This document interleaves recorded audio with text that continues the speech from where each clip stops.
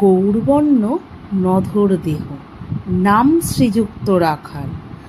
জন্ম তাহার হয়েছিল সেই যে বছর আকাল। গুরুমশাই বলেন তারে, বুদ্ধি যে নেই একেবারে। দ্বিতীয় ভাগ করতে সারা 6 মাস ধরে নাকাল।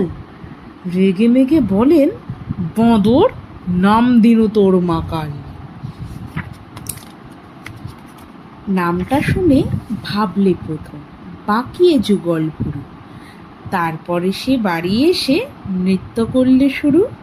হঠাৎ ছেলের মাতন দেখি সবাই তাকে শুধায়, এ কি?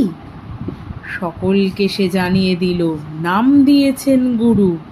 নতুন নামের উৎসাহে তার পক্ষ দুরু দুরু।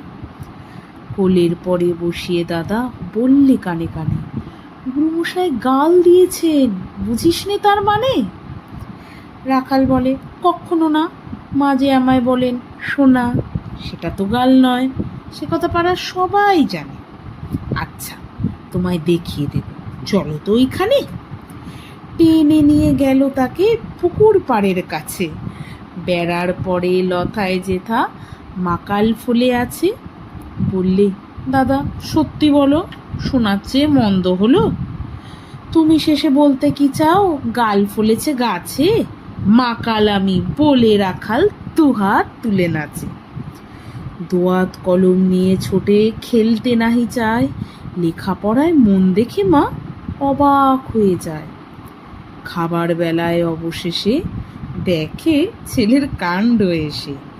মেঝের পরে ঝুঁকে পড়ে খাতার পাতাটায় লাইন টেনে লিখছে শুধু, মাকাল চন্দ্র রায়। গৌরবর্ণ